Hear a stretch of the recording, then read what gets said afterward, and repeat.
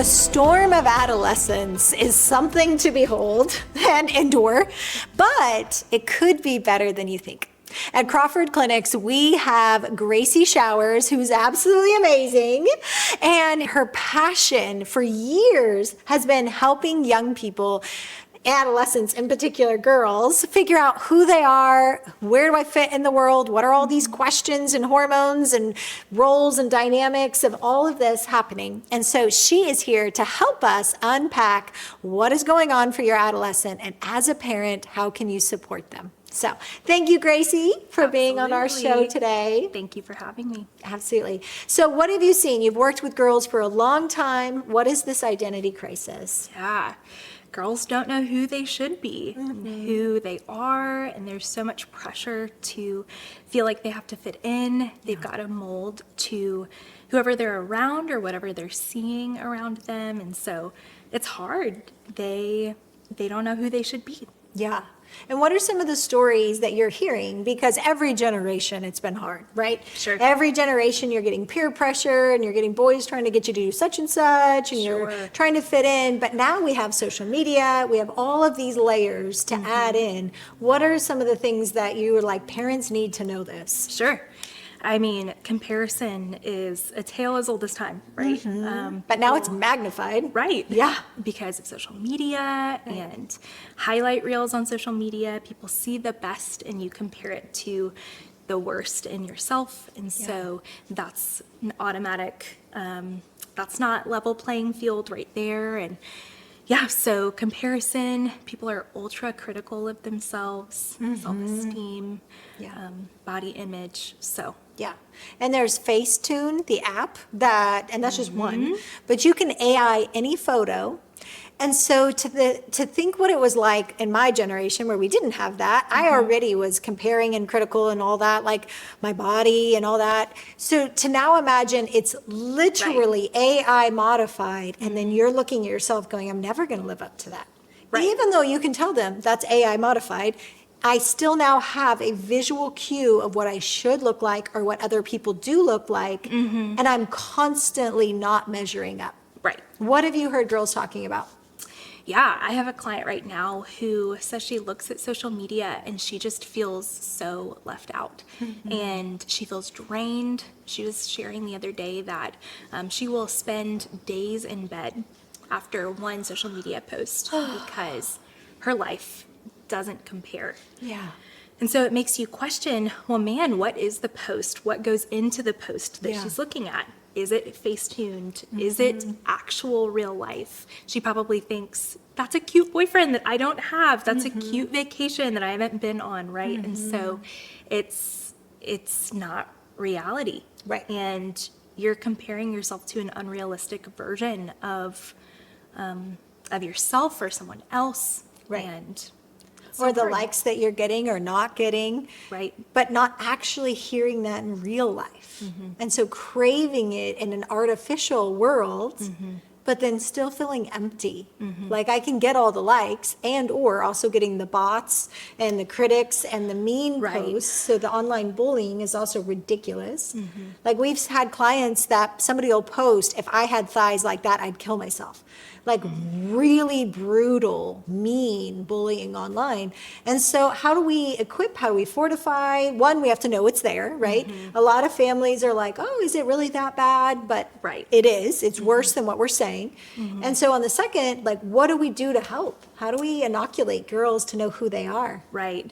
I think that if I was speaking to parents, I would say parents should encourage their daughters, their teens, to have open conversation about how they're feeling about themselves, about their body, about their friends, about social media, right? Open conversation is so important. So I would encourage parents to ask questions because you don't know what you don't know if you don't ask. If you don't ask. So that would be the first step. And then I would say to teenagers to invite trusted people into your life and confide in them. I think as a teenager, I experience this a lot. It can feel like you're the only one that feels awkward or uncomfortable in your body, right? And so it just feels very isolating. But the reality of it is every person on the planet at one point or another has felt uncomfortable in their skin. And so if they just invite somebody in to say, this is how I'm feeling, I feel left out, I feel not enough, I feel inadequate, I don't feel like I measure up to this Instagram post or whatever it may be, you know, that's inviting trusted counsel in to speak life over you. Yeah. So I think, one, the wisdom of saying, hey, this is an issue. Let's make sure we're having open conversation around it. And also, for a lot of families, we've seen after 10 p.m., the conversation can go dark. It can be grooming. It can be, what would you do if I send you this picture? What will you do if? And so a lot of that conversation, anything like after 9 p.m., we've seen it not go well. And so a lot of times that boundary can be very unpopular, but we've seen it place safeguards for when the child's brain, and adolescent is still a child, their brain can't actually say no dopamine. I want more, I want to know what they're doing. I want to know the message. I want to know if he likes me. I want to know who's checking my reels. That feels immediate gratification. It feels something amazing, but actually after a certain hour, it usually goes dark. And so having that boundary will make you unpopular. But man, the safeguard of having your child not groomed into something, not getting a DICK pic, which is very common right now. And I have middle school girls that their first DICK pic was when they were like 11, 12. And these older guys are acting like they're teens, right? Because online, you don't know who you're actually talking to. Right. And so they act like they're like this cute person. They put a little profile and they're not actually, right? That's that seducing the child into thinking I'm a friend, or I'm even like a same gender, like just a pal. And then they'll start sending them graphic things and say, what will you do if?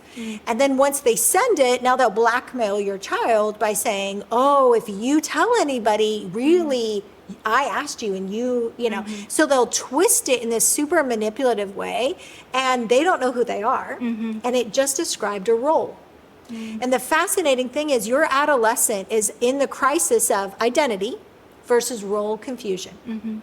And so now I'm slutty. Now I'm dumb. Now I'm bad or tainted, or they have this information on me. And so it's almost like they take on this role.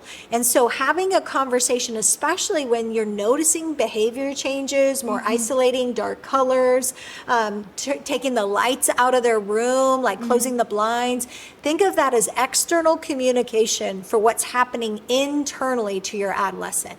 What have you seen with these kinds of dynamics? Yeah, I think that it can feel so scary when a person that you thought was safe is truly unsafe. And you feel trapped, you feel scared, you can feel shame, you can feel like, I don't even know how to let my parents in on this because how could I have found myself in this?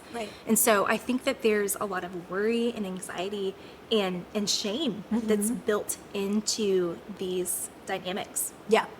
And so that's why at Crawford Clinics, we like to prepare parents to have the conversation ahead of time. That it is happening. Like there's dark, bad websites that kids are telling me about, young kids that they've seen, and it's just like they're learning it even at school. So they're coming from good families, supportive, loving, wonderful families, and someone else at school tells them about something, or somebody in their chat on their video game group, they tell them about something out of curiosity, they go look it up. So we found it beneficial. You inoculate your child by exposing them in advance to the concept in a very uninteresting way. So you take out the interest, the mystery, because a lot of families think if we don't talk about it, then I'll protect them. It's in society, it's in culture, it's on the internet. They are going to be exposed to it. I'm so sorry to tell you. So now you prepare them by going, hey, you're probably going to hear conversations about this. There are websites about that. Here's what you would see if you looked at that. And here's the cost of that.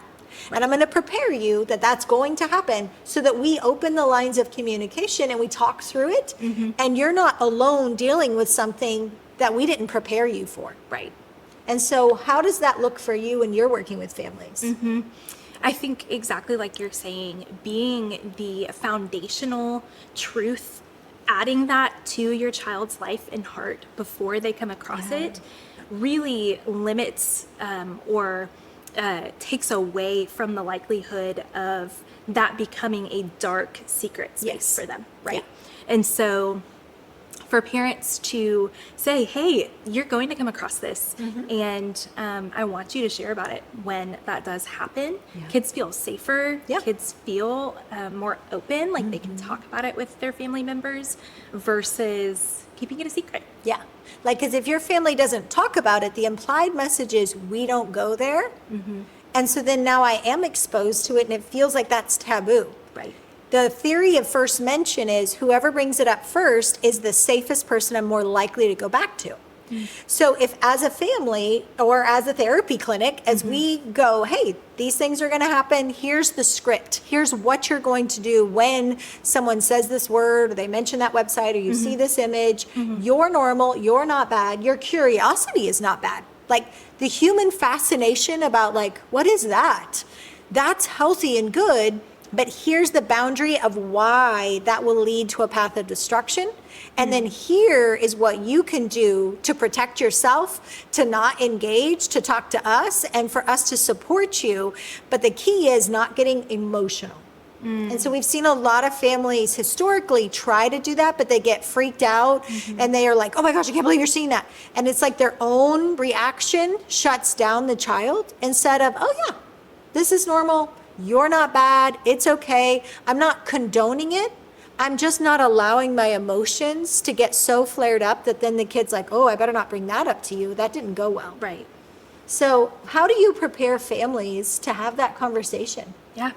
I think that you brought up a really great step of talking about it in such a way where it doesn't feel like a polarizing, really nuanced topic, that it feels very normal. Yeah. Hey, you're going to come across this. Let me tell you my experience Yeah. of what it was like to come across that, why I want to prepare you in a better way than maybe I felt. And so taking the shame out of it. Taboo topics are hard to talk about, right? Yeah. But they're much easier to talk about if you have talked about them in a safe way versus a child or an adolescent coming across it already. And then you don't only have to care for their heart in caring for what they've come across, but you also have to prepare them for the future. And so it's better to talk about it in such a way that is preventative versus addressing, right? That's right. Yeah. So now going back to roles versus identity, I think the cool thing is, you know, God can turn anything together for good. Sure. So in this generation, this is the thing your kid will be exposed to. It's not if, it is when. So the good thing is you can now create a robust sense of self proactively. And that's what I've seen Gracie be really good at. Her and her husband have been youth pastors for years and just really helping guys and girls, but your space is really the young ladies, developing a strong sense of self. Yes. So this is the world we live in. We can't put our head in the sand, but I can be a Wonder Woman. I can be a leader and an influencer as a female. And so when you invest properly into a young lady, even in all the stuff going on, we don't have to be woe is me. I have seen you really call women into their identity from a young age. Thank you. What's your story? How have you done that? What does that Sure. look like for you? Absolutely. So when I was a teenager, like I said earlier, I struggled a lot with self-esteem and confidence. And I had an older girl in my church. She was in her early 20s. She came alongside me and she spoke life over me. And she made me feel like a fun person. Aw. When I was a teenager, I was so self-conscious and I could point out and be critical about all of the things I didn't love about myself. Yes. But when I felt fun around her, I thought, oh, I actually kind of like who I am. Yeah. And so something we even say around the clinic is therapy is the medicine, right? And change happens in relationship. Yeah. And that's true for therapy, but I think it's also true for an older, more wise person who counsels to come in and step in and speak life over someone. So when that happened, that was just really transformative for me. My life was really changed by this young adult speaking words of life over me. And so it's been such an honor to step in and be able to do that with other young ladies. Yeah. And what do you think about the value of having someone even outside the parent being that? Because a lot of Right. times it's like, well, I want to be their person. I want to be the only person they come to. But I think sometimes there's safety in a multitude of counselors, right? So having, like, building in proactively mentors, older siblings, aunts, uncles, pastors, youth pastors, therapists, that you kind of create like a little ecosystem, especially when we know the dark side can get a rabbit trail real quick on your kid. Right. Really proactively surrounding them with people that have your values, that have redemptive, good sense of self and have gone through some hard things, are robust. So having that older girl that you could look up to who thought you were cool, how is that different than only having a parent say you're cool? Yeah. Well, I think about the fact that we are made to be relational people. And so if I only had my parents speaking words of life over me, maybe I would take those words in and I would view them through maybe some chinks in the way that I view my parents or some different dynamics with them. But knowing that I saw a really healthy girl who had a healthy self-esteem speaking words of life over me, that just felt so pivotal. I think I saw, oh, you have what I desire. I want a strong sense of identity. And so how can I get that? And that just meant a lot to me. I love that. So putting that in your world of your kids. And then how about what parents can say and the power of their words and influence? Sure. Well, we've talked about showing your kids that you are a safe space, right? And so your kids are going to struggle. They're going to struggle with self-esteem and with confidence. And so if you can get ahead of that and be a listening ear, that's huge. If you can call out the things that you love about them. I have a client right now who has only heard her mom's harsh words of her mom wants her to be a certain way and form and mold her to a very specific thing. And that's not bad in a parent, but when your child only hears words of critique or criticism, that can feel really hard. So let me pause you. Sure. Because my bias is every parent is doing their best. And most of us have blind spots where odds are good that mom had somebody do that to her. And without realizing it, her effort to protect her daughter from rejection, Right. from disappointment, from heartache, is causing her to mold her daughter in a way that's actually trying to protect her. I love you. I want good for you. I want to make sure that you have this good future. But we may not realize the impact.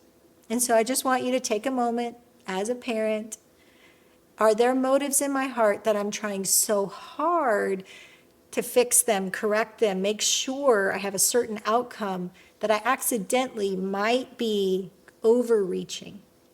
And it might be sending the opposite message that I'm trying to protect you and help you in your future, and they're saying, I'm not enough because you're not sitting with me and seeing me now. You're trying to fix me and get me somewhere in the future, and it's not balanced. So, talking about college, talking about your career, all of that's great in the future, but make sure it's balanced. So I wanted to highlight what she's saying because a lot of times families are, in my opinion, absolutely doing the best that they can. Up to this point in my career, I've never met a family that's like, I'm purposely going to screw my kids over so far in my life experience. Normally, it's really good people that are trying to protect their kids from something bad. But that fear-based parenting of trying to control, and it comes across as critical, even though the heart is trying to be helpful.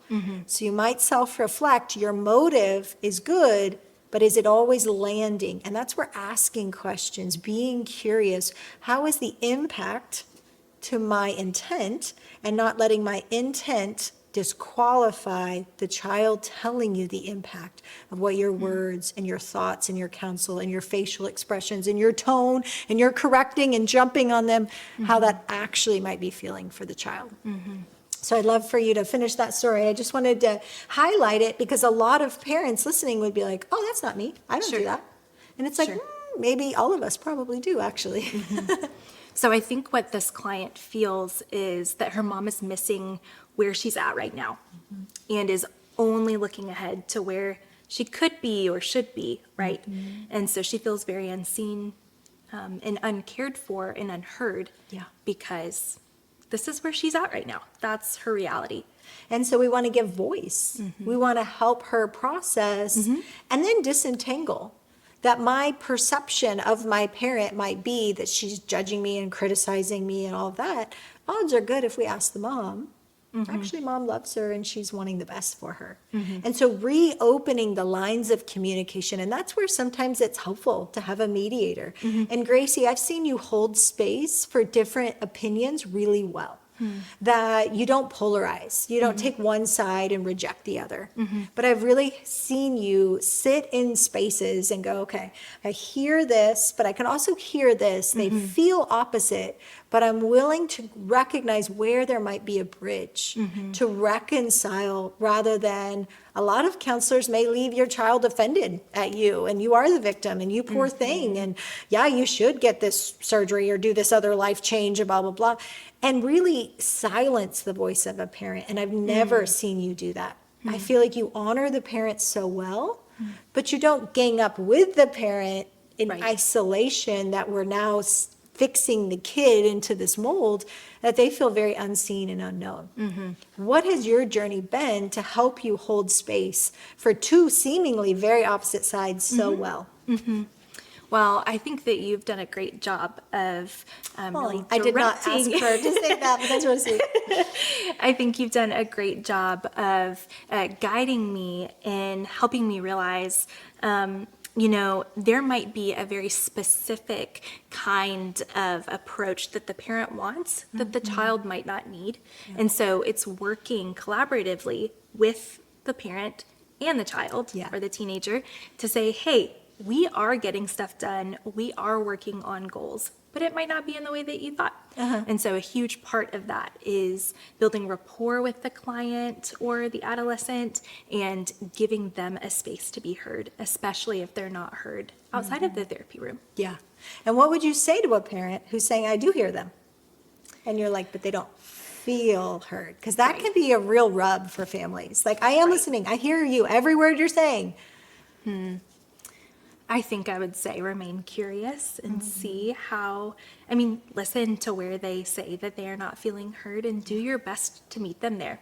Even if you feel like your intentions are best and like you are doing what you need to be doing, it's not being received in that way. So seek to understand them.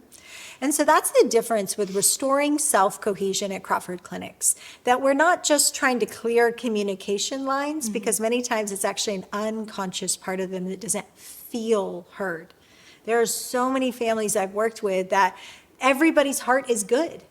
If we separate everybody and interview them separately, you're like, yeah, your point makes sense, your point makes sense. Like all the sides, everybody is really right. But yet there's a breakdown. And that's because there's unconscious dynamics that are inherited, and those are transmission of generational patterns. And so those get passed down, and it's not in our conscious awareness. We're not even aware it's happening.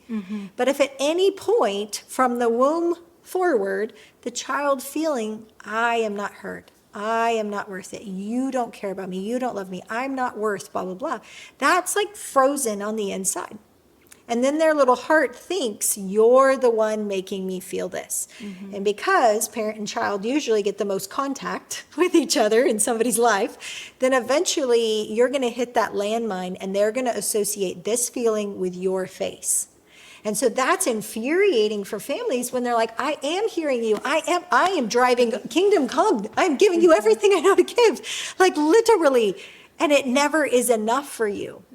It's not that it's not enough for them. It's that there is something deeper. And it's something from childhood, from really early on, that they probably didn't even consciously realize, and you didn't do anything wrong. Because again, at Crawford Clinics, we think family is good. We don't think parents are old, outdated, terrible monsters. We think there's a misunderstanding because of a misalignment internally. And if nobody is addressing the unconscious place where I feel misunderstood, like this young lady is perceiving her mom as criticizing her. At some level, maybe. At some level, maybe not. Maybe that's her perception because she's criticizing a part of herself and then perceiving that with anybody who would give her feedback or correction. And so we have to peel the layers back. Basic counseling doesn't teach families how to hear with ears that hear and see with eyes that see, to go deeper into the unconscious dynamics like what Gracie is trained to do, to help a family hear properly. Oh, this is the part of me that feels unseen and unknown. Let's do an internal board meeting. Let's close our eyes. Let's picture bringing this part conscious, and let's bring that into the light and heal it. And when you do, the projections, the reenactments, the intensity, and even the self-fulfilling prophecies of, let's say, the daughter, your client, maybe she's doing something that feels very scary and out of control to the mom. Or the dad or whomever, and now they're jumping on that unconsciously, trying to protect from what feels chaotic, scary, out of control in the child, and the child blames the parent without realizing this is a two-part dynamic, Right. and we all need to realize, man, how did my family handle that in my childhood? How am I responding to them? As the child, what am I doing that might be hooking my parent into responding how I predict that they'll respond to me? And then I prove myself right. And how do we get families unhooked is the magic of restoring self-cohesion. And what are some things that you would help families with as they're listening?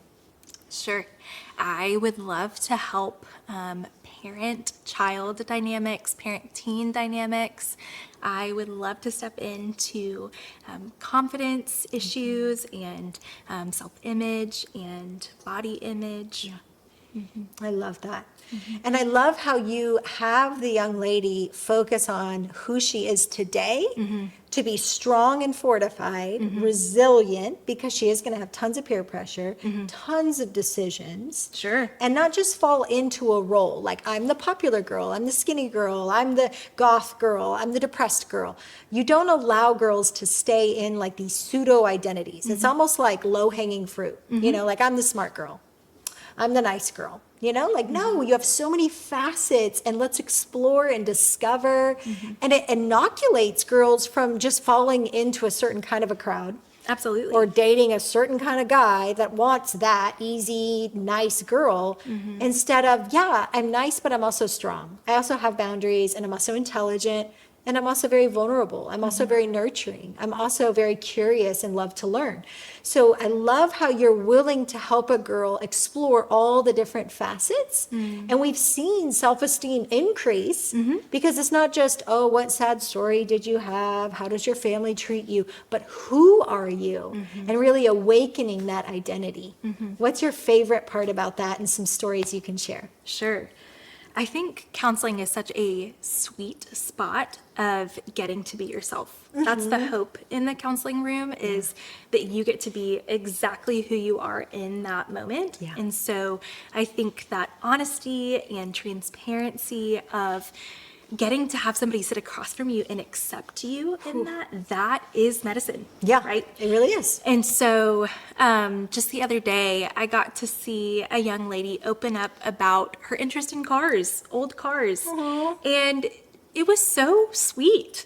I saw her just light up, and she just chatted and chatted and chatted about this interest. And I don't know anything about old cars, but I was so intrigued because she was just opening up so easily, and it was, the rapport there was really, really sweet to see being built. Yeah. And I think that you have such a nurturing, like, you're young and you're beautiful and fun, and all of our young girls just adore you. But you also, like, who you are, you don't try too hard. You're not trying to be their best friend. You just hold like an elegance and a confidence and a quiet peace that I think, oh, you're welcome, it's genuine. And that's one of the reasons I love having you on our team, because you emulate it. You're not trying to put it on. You're not trying to build rapport. I think they see you model the way that you've grown into who you are as a woman, that you've come through your own. And so now you're kind of like that mentor. You're definitely more trained than just a mentor. But there's an element of that modeling that we've seen these girls kind of emerge into other facets of themselves, and a place of rest inside that you carry. And I just adore about you. Thank you. You're welcome. Okay, any last thoughts or tools, techniques, anything you want to share?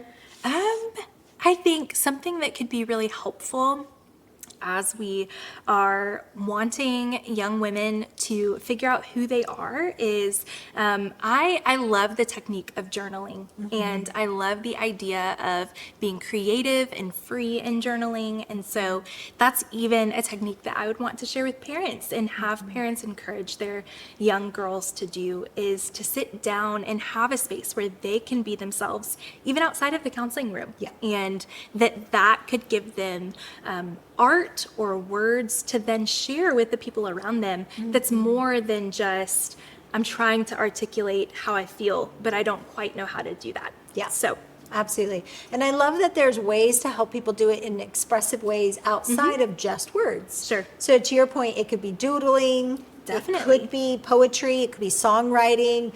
It could be Legos. It could be anything that helps them express externally what they're feeling internally. And then what would you say to a parent about if they're allowed to read the journal or not? It's a common question we get.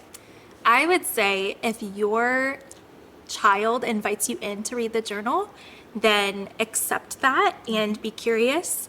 If they have not invited you in, that is not something that you should do. So you want to honor and respect them as a person, and as a person that's feeling whatever they're feeling on the inside. That is their space, their safe space. And so, of course, if they invite you in and they want to share what they've written or what they've drawn or what they've built with their Legos, awesome. Yes. Enjoy that. Yeah. But if they have not, I don't think that you should take a look at that. Yeah, and it really feels like betrayal. That is consistently the word that we've heard.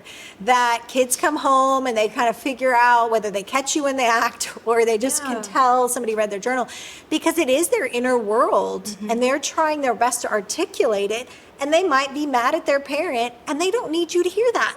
Right? Like, this needs to be kind of their personal space to journal and process all of that. And it would be so much healthier for it to stay locked here rather than you now carrying offense, being wounded, asking, what do you mean by that? There's so many moments that you can ask the question, and genuinely, our parents are normally, everyone who comes to our clinic, they're good parents. Like, they're doing their absolute best, and we get to just come alongside with the support, the guidance, be a safe place for the child, and then reconcile that relationship with the parent. That we don't want your kid to be in counseling forever. We want a healthy emerging sense of self and your support and relationship to be really amazing, not just in adolescence, but hopefully into your future when they're one day getting married and having kids. Absolutely. And we want to get through the stormy years of adolescence well. So not betraying their trust now. As a kid, you did have access to all the things in their life. As an adolescent, they're individuating. I need to have something separate from you, mom and dad. And that's not me rejecting you. That's me now starting to separate. This is me. This is you, and where do we get to choose relationship versus assuming that you get to have that. So we want to create that elegant dance to support and empower parents, but also support a healthy sense of self emerging that then they get to tell you, rather than it being pulled out of them or nagged out of them. And those kinds of dynamics, you will push them away. You may get what you want in the moment, but you're not fostering trust or a sense of individuation in your kid that they know who they are and then they want to share it. Right. The last thing I would say is with journaling, if your child shares something, like if it's a journal or a poem or a song, please put your phone down, turn the TV off. Do not be multitasking. If anything, say, hey, let me pause, let me finish this email, let me stop this, because I want to give you my undivided attention.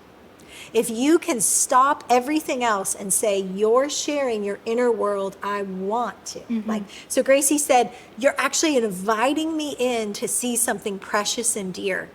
That moment is magic. Please hold it as sacred, that they are actually sharing and inviting you into something. And unfortunately, we've heard it repeatedly. Good intentioned parents are saying, I'm listening, I'm listening, keep going. But they have their phone. They have their email, they're driving, they're multitasking, instead of really, like, even if you are driving, like turning the music off and saying, wow, I want to sit with that. Like almost like a holy reverence, like, whoa, that's powerful. Or what did you feel as you were writing that?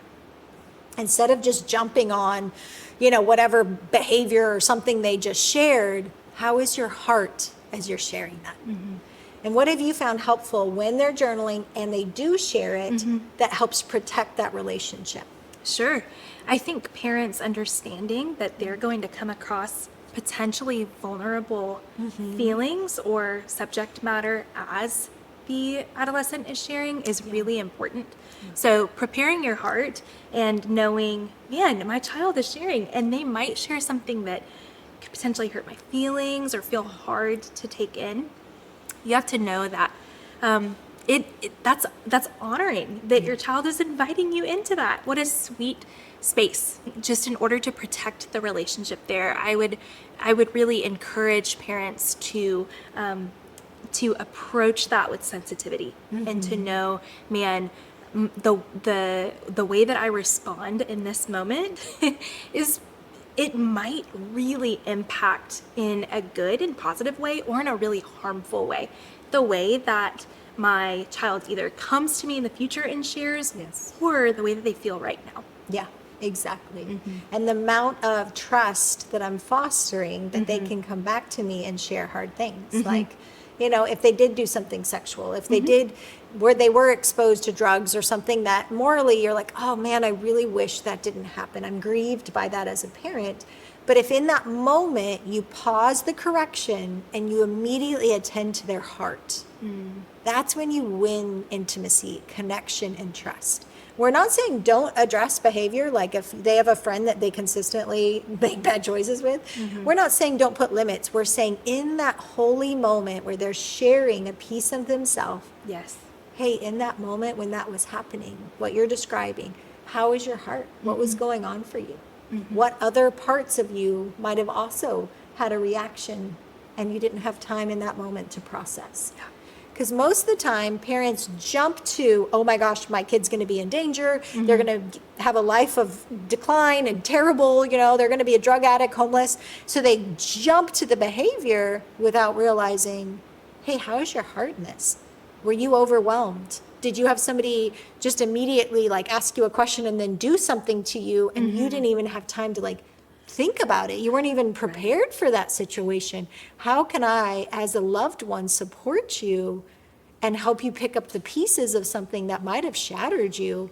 And all I have historically done, or what my family modeled to me, is to jump on you instead of really create space for healing, for repair, reconciliation, and then later deal with safeguards and boundaries for the child to make good choices in the future. Yeah. All right. Well, thank you so much. Of course. And I love that you are just willing to meet people wherever they're at. And so that's been something super sweet. And I love your work in meeting these sweet girls and then also helping them develop their strength and these other sides so that it's matched and they have good boundaries and they're able to navigate peer pressure. So I just adore you, Gracie. I'm so glad you're a part of our team. And we pray that as parents, you feel equipped and ready to navigate the adolescent season. And if you're needing a therapist to help your daughter from, what do you say, 10, 12? Yeah. All the way up until early 20s. Early 20s. She is really gifted at helping young women turn into confident adult women who are ready to accomplish their goals in life. Thanks, guys. See you for the next episode.